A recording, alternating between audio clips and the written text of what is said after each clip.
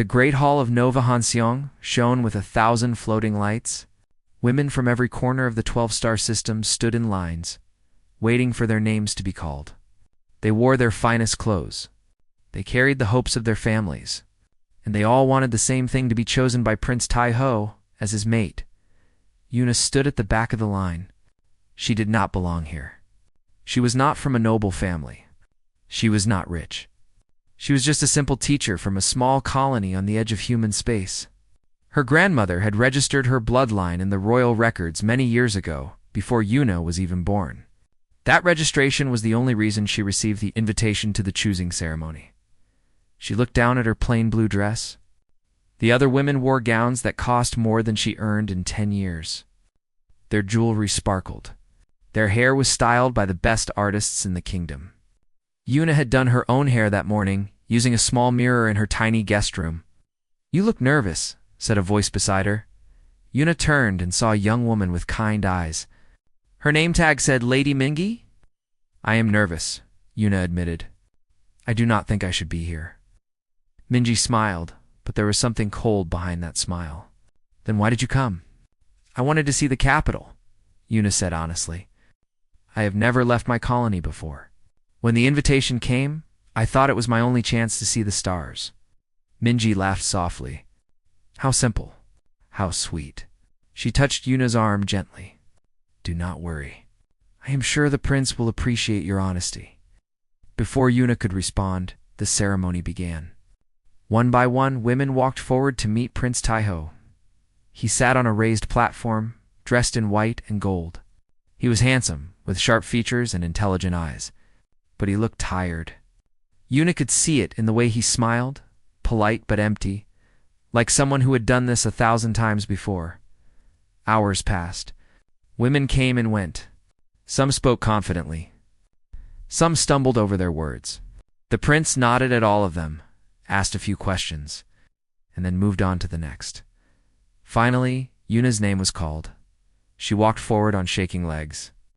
The hall suddenly felt too large, too bright. Every eye was on her. She could hear whispers from the noble families. "Who is she?" "A colonist here." "Look at her dress. How embarrassing." Yuna stopped before the prince and bowed low. "Your Highness," looked at her with mild curiosity. "Rise. Tell me your name and where you come from."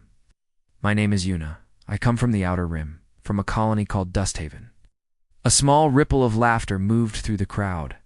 Dusthaven was known as one of the poorest, most remote colonies in the Dominion. But Tai-ho did not laugh. Instead, he leaned forward slightly. "Dusthaven. I have read reports about that colony. Your people survived 3 crop failures and a pirate siege in the last decade alone. Yet you still stand." Yuna nodded. "We had no choice, Your Highness. We survive because we must." "And what do you do there?" "I teach children. Reading mathematics, the history of Earth." Tai-ho's eyes softened. For the first time that day, his smile seemed real. "A teacher. That is noble work.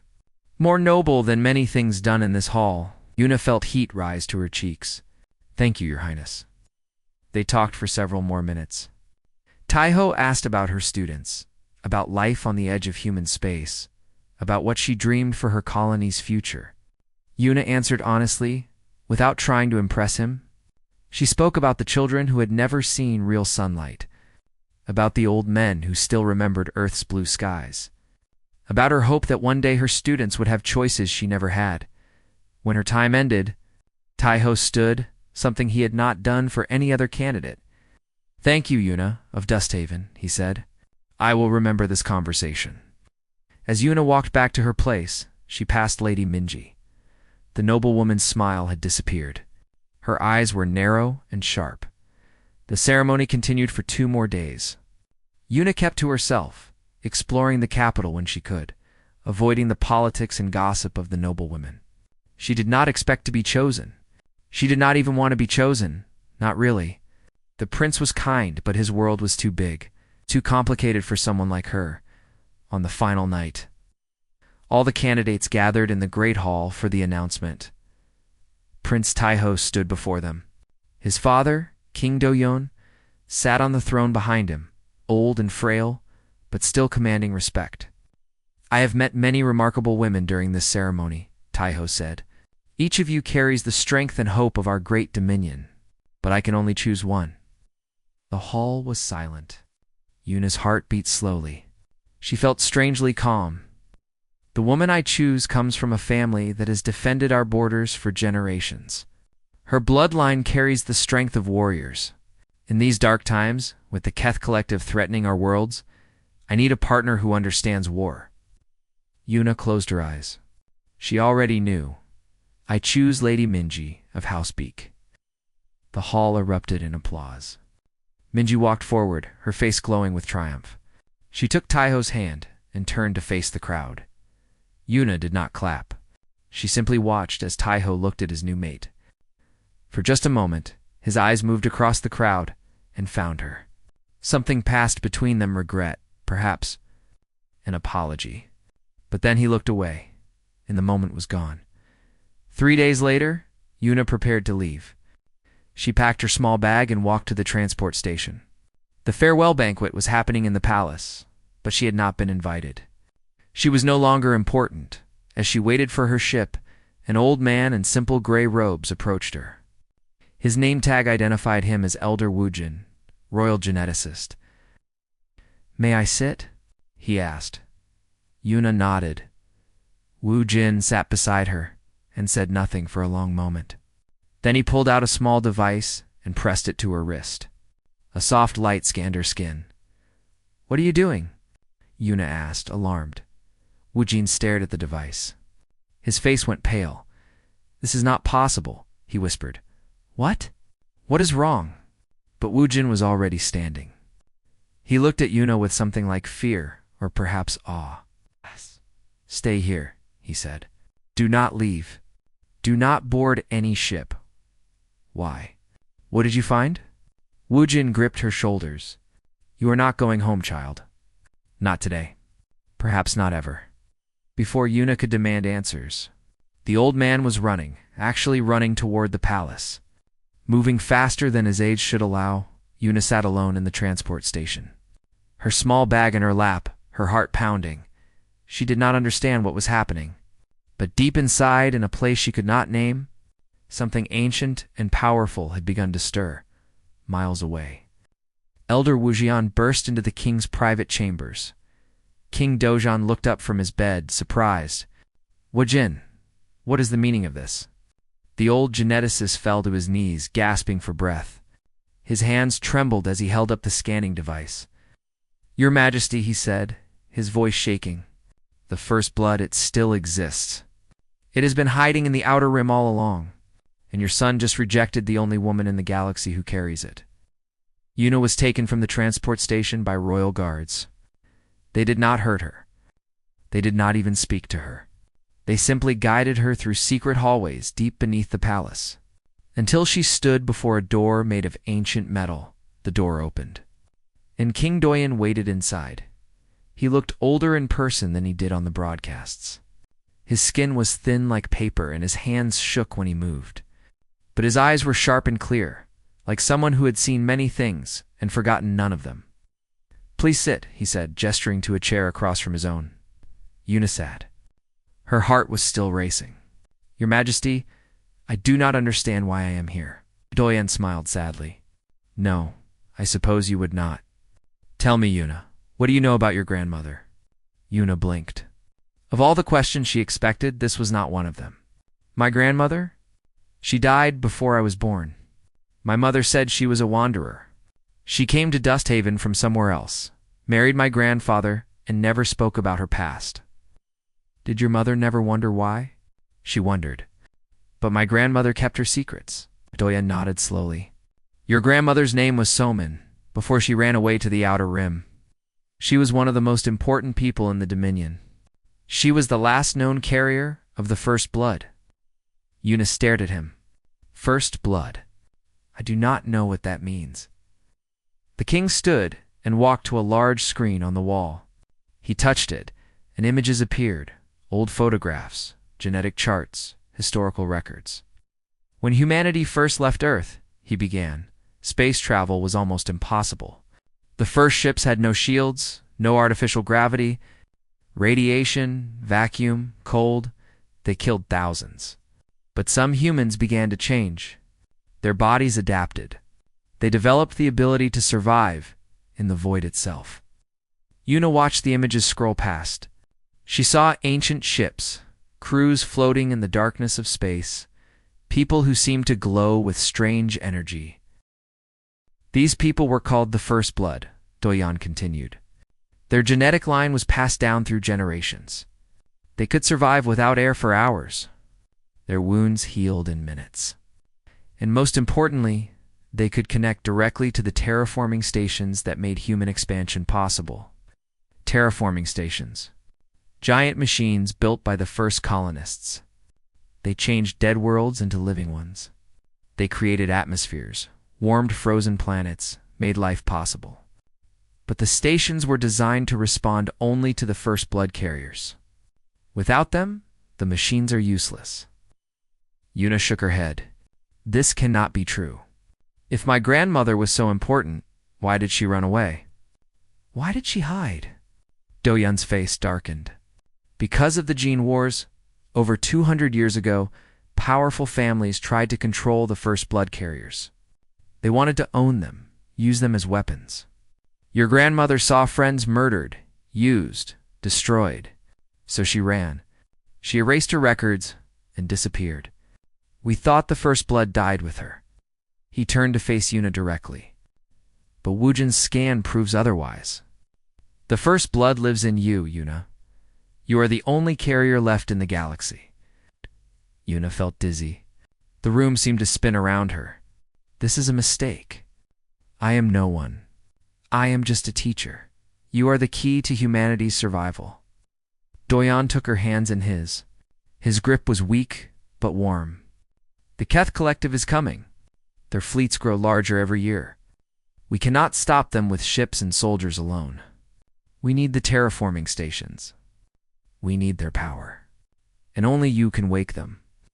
Before Yuna could respond, the door burst open. Captain Haniel, the king's personal guard, rushed in. Your Majesty, we have a problem.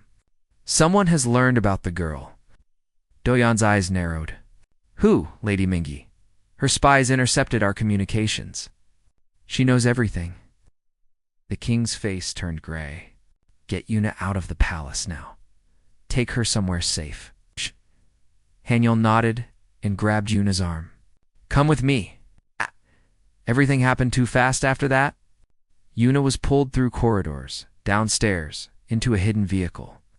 Haniel drove through the underground tunnels of Nova Hanxiang, his face hard and focused.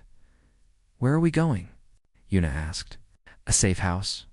You will stay there until we can arrange transport off the planet. Why? What does Lady Minji want with me? Haniel's jaw tightened. She sees you as a threat. If you carry the first blood, you are more valuable than any noble family. More valuable than her marriage to the prince. She will try to remove that threat. Remove? You mean kill? Haniel did not answer. That was answer enough. They reached the safe house just as night fell. It was a small building in a forgotten part of the city, hidden between old factories. Haniel checked every room, every window, before allowing Yuna to sit. I will guard the door, he said. Try to rest. But rest was impossible. Yuna sat in the darkness, her mind racing. Just days ago, she had been a teacher. Now, she was being hunted by the future queen. Now, she carried some ancient power in her blood that she did not understand or want. She must have fallen asleep at some point, because she woke to the sound of breaking glass. Haniel was fighting in the doorway. 3 figures in black surrounded him. He moved fast, faster than any normal man, striking and blocking with superhuman strength. But there were too many of them. Run. He shouted. Yuna ran. She crashed through the back door and into the night. Footsteps followed her. She turned a corner, then another, until she found herself trapped in a dead end. A woman in black blocked her path. She held a weapon, some kind of energy blade that glowed red in the darkness. Lady Minji sends her regards, the woman said. Then she grabbed Yuna and threw her. Yuna flew backward, through a maintenance door, into an old airlock chamber. The assassin followed, still holding that terrible blade. "Oh, nothing personal," the assassin said, "but you are too dangerous to live." She pressed a button on the wall. The airlock opened. Una screamed as the vacuum of space pulled her out. She tumbled into the cold darkness, her lungs burning, her eyes freezing. She could see the stars spinning around her, beautiful and deadly. "This is how I die," she thought. Alone, in the dark, forgotten. But then something changed. Deep inside her body, something woke up. It was warm, like sunlight. It spread through her veins, her muscles, her bones. The burning in her lungs stopped. The cold faded. Her eyes cleared. She was floating in space. She was not breathing, but she was alive. Una looked at her hands. They glowed softly, like starlight trapped beneath her skin. She could feel everything around her, the pull of gravity, the spin of the planet below. The ancient terraforming station orbiting somewhere in the distance. The first blood had awakened an hour later. A patrol ship found her floating in orbit. The soldiers could not believe their eyes. A woman, alive in space, with no suit, no protection, glowing like a small star. They brought her aboard, wrapped her in blankets, called for medical teams. But Una did not need them. Her body had already healed. She felt stronger than she had ever felt in her life. Haniel met her at the landing bay. He was wounded, his arm in a sling, but he was alive. "The assassins?" Una asked. "Dead or captured?" He studied her face with something like wonder. "What happened out there?" Una looked at her hands, still feeling that strange warmth inside her. "I do not know," she said quietly. "But I think I am finally starting to understand what my grandmother was running from, what she was running toward." 2 weeks after the assassination attempt, Una stood on the bridge of a small warship called the Silent Wind. Through the windows, she could see the endless darkness of deep space. They had left the safety of the Dominion's borders 3 days ago. Now they were heading into the unknown. "How are you feeling?" asked a voice behind her. Una turned to see Giwu, the ship's engineer, walking toward her with 2 cups of hot tea. He was a thin man with messy hair and glasses that were always crooked. He talked too much and smiled too easily. But in the short time she had known him, Una had grown to like him. "I feel strange," she admitted, taking the tea. "Like I am dreaming and cannot wake up." Giwu nodded. "That makes sense. A month ago, you were teaching children on a dust planet. Now, you are on a secret mission to activate an ancient alien station. I would feel strange too. It's not alien. It is human." "Is it though?" The first blood carriers were so different from normal humans. Some historians say they were the next step in evolution. Others say they were designed by scientists who wanted to create a perfect species for space. Una had heard these theories. She did not know which one was true. She only knew that whatever the first blood was, it flowed through her veins now, and it was changing her slowly in ways she did not fully understand. Commander Nera's voice came through the speakers. "All crew, we are approaching the dead zone. Prepare for silent running." The dead zone was a region of space where nothing lived. No colonies, no stations, no ships. The stars here had died long ago, and only cold, dark planets remained. Somewhere in this emptiness, the first station waited, the original terraforming hub that had made human expansion possible over 1,000 years ago. Una walked to the command center, where Nari stood over a holographic map. The commander was a tall woman with short gray hair and eyes that missed nothing. She had served the king for 30 years and had never lost a battle. "We have a problem," Nari said without looking up. "What kind of problem?" "Keth scouts. At least 3 ships patrolling the area around the first station." Una's heart sank. The Keth Collective were humanity's greatest enemy, an insectoid species that consumed entire worlds to feed their endless expansion. They had been at war with the Dominion for nearly a century. "How did they find the station?" Una asked. "They have been searching for it for decades. The Keth know about the First Blood. They know about the terraforming network. They want to control it or destroy it." Nari finally looked at her.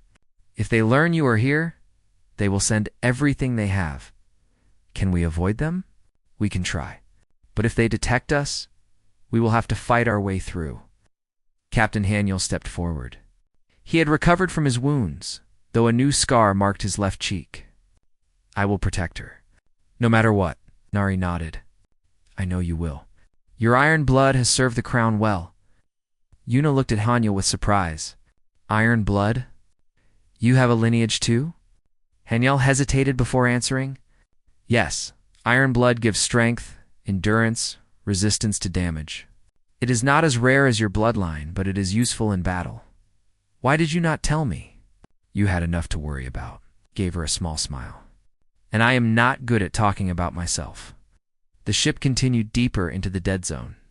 The crew worked in silence, speaking only when necessary, watching their sensors for any sign of the enemy. Days passed. Yuna spent her time training with Jiwoo, learning to understand her new abilities. Try again, Jiwoo said, pointing at a small broken device on the table. Focus on it. Feel it. Yuna closed her eyes and reached out with her mind.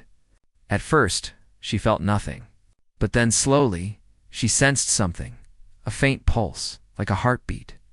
The device was dead, but somewhere inside it. There was still a spark of potential. She pushed that spark, and the device flickered to life. Jiwoo clapped his hands. Amazing. You made it work without even touching it. I do not understand how I did it. The first blood carriers were designed to interface with technology. You can feel machines the way other people feel heat or cold. With practice, you will be able to control things most engineers can only dream of. Yuna stared at the device. It was such a small thing. But if she could wake the first station, she could change the course of the war. That night, she had a dream. She stood in a great chamber filled with light. Around her, ghostly figures moved, men and women in ancient clothes, working at controls she did not recognize. They were building something, creating something. Their faces were filled with hope and fear. One of the figures turned to her. It was a woman with eyes like her own. You finally came, the woman said. We have been waiting so long. Who are you? Yuna asked. We are the ones who made the path. You are the one who will walk it. Wake us, child. Wake us and save what we built. Yuna woke with tears on her face. The next morning, they reached the first station. It was enormous, larger than any ship Yuna had ever seen. It floated in the darkness like a sleeping giant, its surface covered in symbols and patterns that glowed faintly as the silent wind approached. It knows you are here, Gu whispered, staring at his screens. The station is responding to your presence. But they were not alone. A Keth fleet hung in space before them. Not 3 ships, but dozens. Massive bioships grown from living tissue, their weapons already charging. They had been waiting, so they knew we were coming, Nari said, her voice grim. Someone betrayed us, an alarm screamed through the ship. The Keth were attacking. All hands to battle stations, Nari commanded. Haniel, get Yuna to the shuttle. We will hold them off as long as we can. You cannot fight that many ships, Yuna protested. Nari grabbed her shoulders. We do not need to win. We only need to give you enough time to reach the station. That is all that matters. You are all that matters. Explosions rocked the ship. Haniel pulled Yuna toward the shuttle bay. She looked back and saw Nari standing at her command station, calm and steady. Giving orders as fire bloomed around her, the shuttle launched into chaos. Keth fighters swarmed around them, firing bolts of bioacid that burned through metal like paper. Haniel flew like a man possessed, dodging and weaving through the battle. There! Yuna pointed at an opening in the station's hull. I can feel it calling me. It crashed through the opening just as a Keth missile struck their engines. The shuttle skidded across the station floor and came to a stop in a vast, dark chamber. Yuna crawled out of the wreckage. Haniel followed, bleeding from a wound on his head but still standing. Are you hurt? He asked. No. We need to keep moving. They ran through the ancient corridors. The station was waking around them, lights flickering on, machines humming to life. Yuna could feel it in her blood, calling to her, guiding her toward its heart. Behind them, She heard the screech of Keth warriors entering the station. Echo. Hanyal said, turning to face the corridor behind them. I will hold them here. You cannot fight them alone. I am Ironblood. Fighting alone is what I do. He touched her face gently. Wake the station, Yuna. Save our people. I will find you when it is done. Yuna wanted to argue, but she saw the truth in his eyes. He would not leave this place alive unless she succeeded. She ran. The heart of the station was a chamber of light. In the center stood a pillar of pure energy, pulsing like a heartbeat. Yuna approached it slowly, her body glowing brighter with each step. She placed her hands on the pillar, and the first station spoke. First blood confirmed. Awaiting directive, Yuna closed her eyes and answered with her heart. Wake up! All of you, wake up. When Yuna touched the pillar, she stopped being just Yuna. She became something larger. Her mind expanded across space, connecting to 11 other stations scattered throughout the Orion sector. She felt them waking, one by one, like eyes opening after 1,000 years of sleep. But that was not all. She saw everything. She saw the first humans leaving Earth in ships, held together by hope and prayer. She saw them dying in the cold darkness of space, their bodies freezing, their lungs burning. She saw mothers holding children, fathers whispering prayers, old men crying because they knew they would never see home again. And then she saw the first blood. They were ordinary people once, farmers, teachers, soldiers, artists, but space changed them. Their bodies evolved, adapted, became something new. They survived where others died. They breathed where there was no air. They healed where others bled to death. They became the keys to humanity's future. Yuna watched as the first blood carriers activated the terraforming stations, turning dead rocks into living worlds.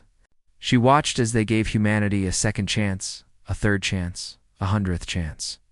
Every time humanity fell, the first blood lifted them back up, and then she saw the gene wars. Powerful families fought to control the carriers. They locked them in laboratories, forced them to breed, cut them open to study their blood. The first blood carriers were no longer heroes, they were property. Resources to be used and discarded. One by one, they died. Some were killed. Others simply gave up, unable to bear the pain of being treated like machines instead of people. Only one survived. A young woman named Saman, who escaped to the edges of known space and hid among the colonists. She married a simple farmer, had a daughter, and never spoke of her past. She wanted her children to live as normal humans, not as keys or weapons or tools. She wanted them to be free.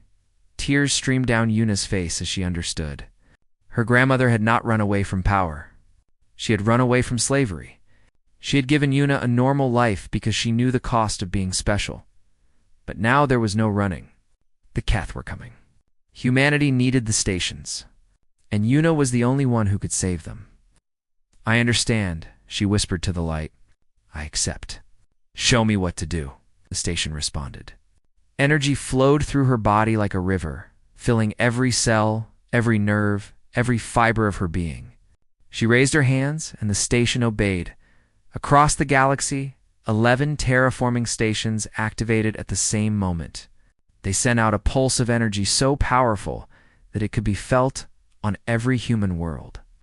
The pulse passed through Keth bioships like fire through paper, disrupting their living systems, scrambling their communications, leaving their fleets drifting and confused.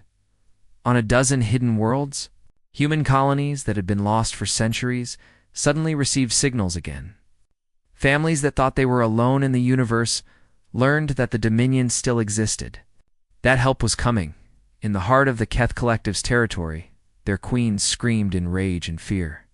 The humans they had dismissed as weak and dying had struck a blow that would take generations to heal, and at the center of it all, Yuna stood in the light, no longer a teacher, no longer a rejected woman, but a guardian of her entire species.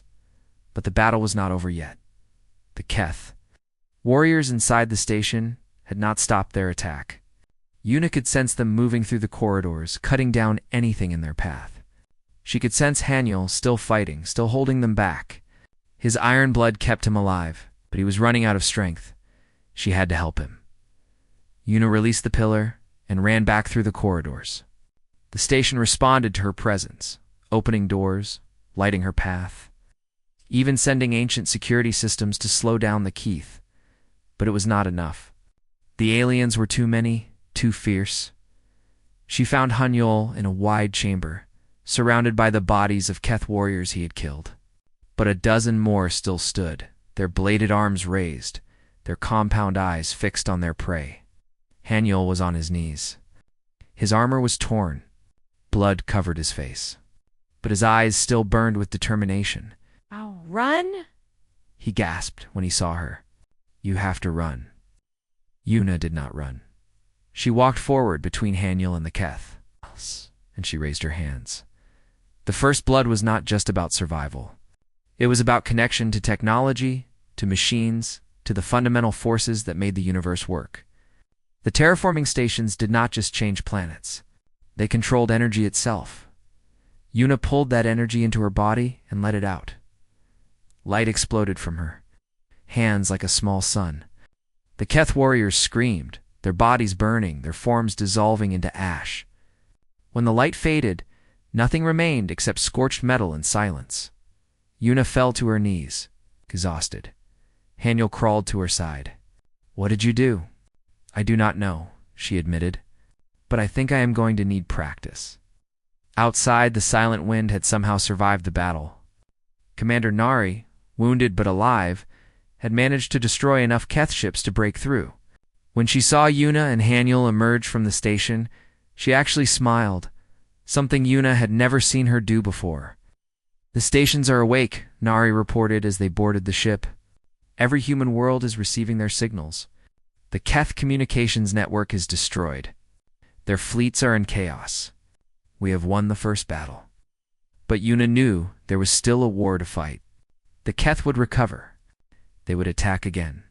And somewhere back in Nova Hanzong, Lady Mingi was still waiting. As they traveled home, news reached them from the capital.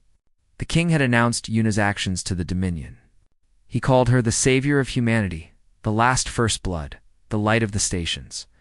Her face appeared on every screen. Her story was told on every world. But not everyone celebrated. Lady Mingi, now officially engaged to Prince Taiho, held a press conference of her own.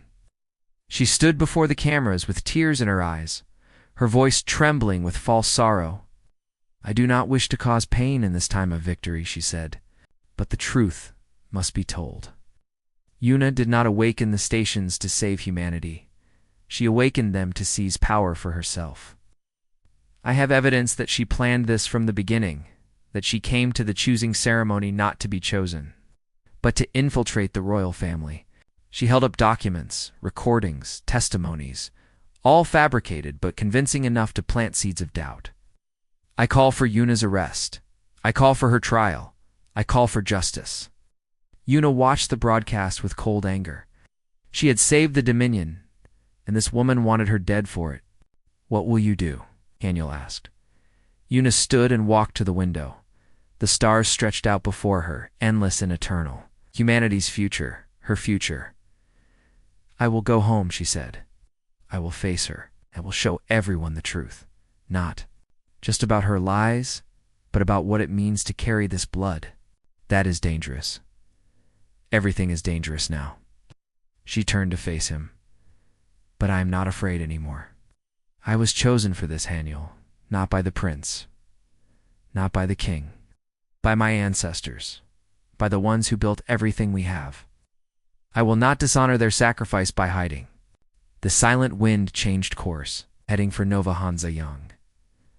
The final battle was about to begin. The moment Yuna's ship landed on Nova Hanzayong, soldiers surrounded it. They wore the colors of House Beak, Minji's family. Their weapons were drawn, their faces hard. "Yuna of Dusthaven," their commander announced, "you are under arrest for high treason against the Dominion. Surrender yourself immediately." Yuna walked down the ramp with her hands raised. Hanyul moved to stop her, but she shook her head. "This is how it must be," she said quietly. "Trust me." They put chains on her wrists and took her to the palace, not as a hero, but as a prisoner. The same hallway she had walked during the choosing ceremony now led to a cold cell deep underground. They left her there, alone in the darkness. But Yuna was not afraid. She sat in silence and waited. 3 days later, the trial began. The Great Hall was filled with nobles, officials, and representatives from every corner of the Dominion. Cameras broadcast the event to billions of people across the 12 star systems. This was not just a trial, it was a spectacle, designed to destroy Yuna in front of everyone. Lady Mingi sat beside Prince Tai-Ho on the royal platform. She wore white, the color of innocence. Her face was calm and serene, the perfect image of a righteous accuser. Tai-Ho looked different than Yuna remembered. There were shadows under his eyes, lines of tension around his mouth. He did not look at Minji. He barely looked at anyone. Elder Wujin led Yuna to the center of the hall, where she stood surrounded by guards. The charges were read aloud: treason, conspiracy, endangering the royal family, illegal use of genetic powers.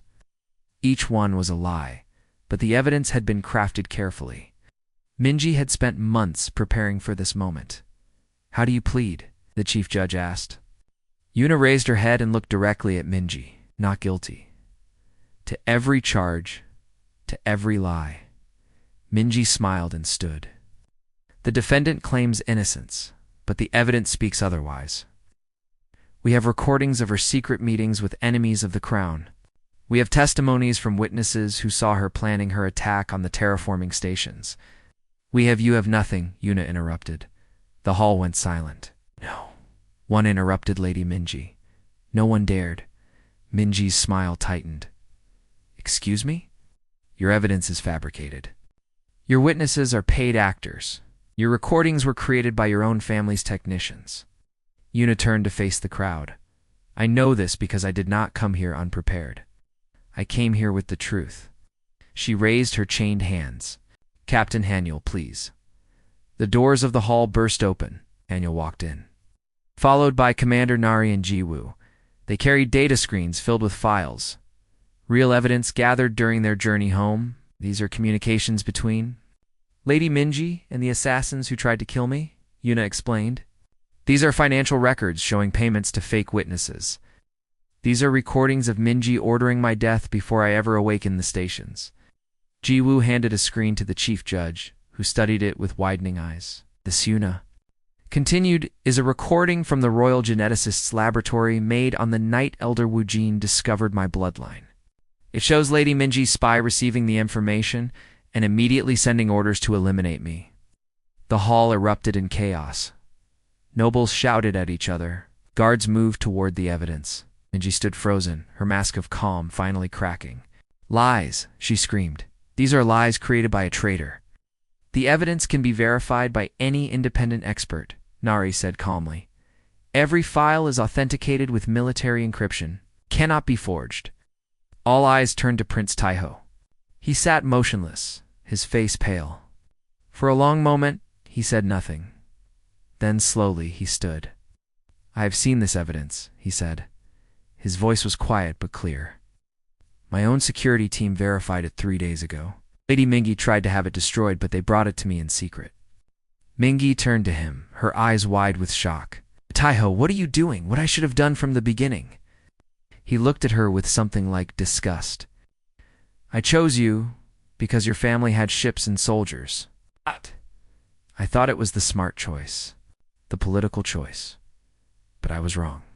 He stepped down from the platform and walked toward Yuna. "I was told that a king must sacrifice personal feelings for the good of his people. I forgot that a king must also recognize true strength when he sees it.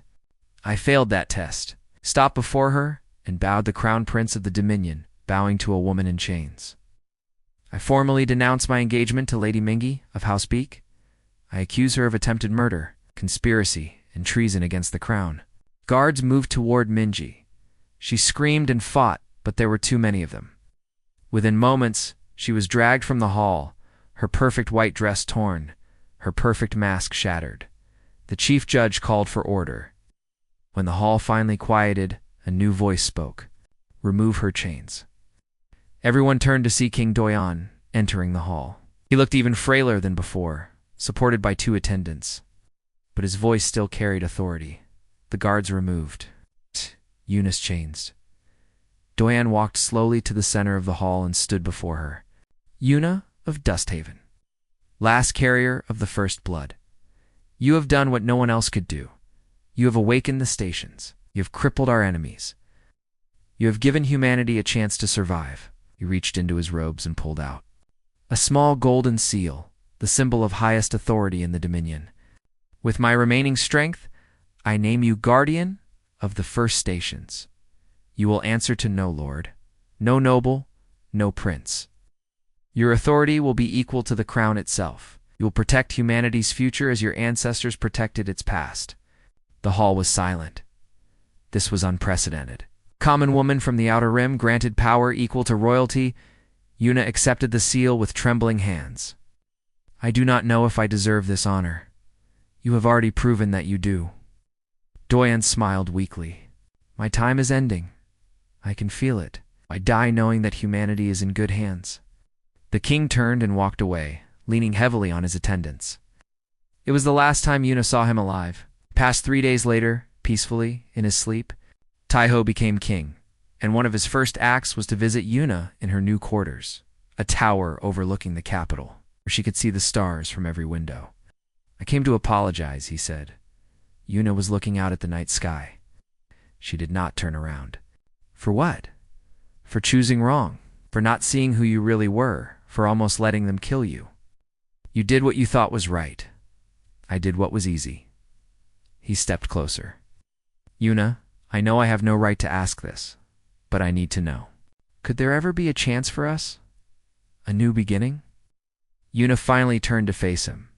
He was handsome, powerful, sincere. A part of her still remembered those brief conversations during the choosing ceremony, when he had looked at her with genuine interest and warmth.